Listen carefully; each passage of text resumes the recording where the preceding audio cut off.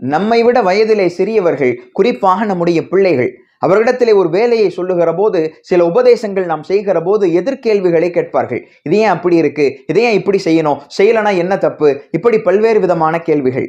இதனால் நாம் எரிச்சல் அடைந்து பல நேரங்களில் நாம் கோபப்பட்டு விடுகிறோம். பெரிய ஆள் மாதிரி பேசாத, சொன்னா அந்த வேலையை அப்படியான்னு செஞ்சு பழகு, அதுதான் நல்ல பிள்ளைக்கு அழகு, தேவையில்லாம கேள்வி கேட்டுட்டு இருக்காத, இப்படி நாம் அவர்களை திட்டி விடுகிறோம். இந்த அணுகுமுறை இருக்கிறதே 2 விதமான பாதிப்புகளை பிள்ளைகளிடத்தில் ஏற்படுத்துகிறது.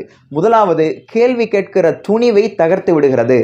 அத்தாட்ட கேள்வி கேட்டாலே அத்தா திட்டுவாங்க, அம்மா கிட்ட ஏதாச்சும் பேசினாலே அம்மா அடிப்பாங்க, இப்படியான மனநிலையை பிள்ளைகள் வளர்த்து கொள்கிறார்கள்.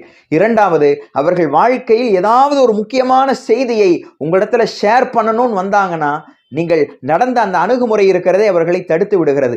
ஏன் தேவையில்லாம சொல்லி அத்தாட்ட அடி வாங்கணும், ஏன் தேவையில்லாம சொல்லி அத்தாட்ட திட்டு வாங்கணும், பேசாம சொல்லாம இருக்கலாம் என்று மிக முக்கியமாக உங்களிடத்திலே பகிர வேண்டிய செய்திகளை கூட அவர்கள் பகிராமல் போகலாம். ரசூலுல்லாஹி ஸல்லல்லாஹு அலைஹி வஸல்லம் வாழ்க்கையில பார்க்கிறோம். இதற்கும் அற்புதமான உதாரணங்கள் இருக்கிறது. நபி பல நேரங்களில் உபதேசம் செய்வார்கள். உபதேசம் செய்யப்படுகிற போது சில நபி தோழர்கள் எதிர்கேள்விகளும் கேட்டிருக்கிறார்கள். நபி ஒருபோதும் கோபப்பட்டது கிடையாது. ஏன் இடத்துல இப்படி கேள்விகள் கேட்கிறீர்கள், சொல்வதை கேளுங்கள் என்று ஸல்லல்லாஹு அலைஹி வஸல்லம் அவர்கள் ஒருபோதும் சொன்னது கிடையாது. ரசூலுல்லாஹி ஸல்லல்லாஹு அலைஹி வஸல்லம் அவர்கள் ஒரு முறை சஹாபாக்கிடத்திலே பேசிக் கொண்டிருக்கிறார்கள். உங்கள் மனைவிக்கு நீங்கள் ஊட்டி விடுகிற ஒரு கவளம் உணவுக்கு கூட உங்களுக்கு நன்மைகள் கொடுக்கப்படுகிறது. உங்களுடைய மனைவியிடம் நீங்கள் வீடு கூடினாலும் அதற்கும் உங்களுக்கு நன்மைகள் கொடுக்கப்படுகிறது. உடனே ஒரு நபித்தோழர் எழுந்து கேட்கிறார், யா ரசூலல்லாஹ், என்னுடைய தேவையை பூர்த்தி செய்து கொள்வதற்காக என்னுடைய மனைவிடத்திலே நான் போகிறேன், அதற்கும் எனக்கு நன்மைகள் தரப்படுமா?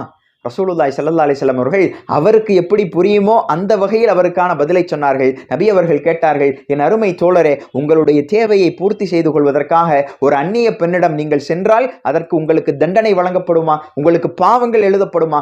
ஆம் யா ரசூலல்லாஹ். இப்போ உங்களுடைய தேவையை பூர்த்தி செய்து கொள்வதற்காக உங்களுக்கு அனுமதிக்கப்பட்ட உங்கள் மனைவியிடம் சென்றால் நிச்சயமாக உங்களுக்கு நன்மைகளும் கொடுக்கப்படும். இப்ப இந்த அணுகுமுறைதான் நம்மை விட வயதிலே சிறியவர்கள் நம்முடைய பிள்ளைகளிடத்திலே நாம் கடைபிடிக்க வேண்டும்.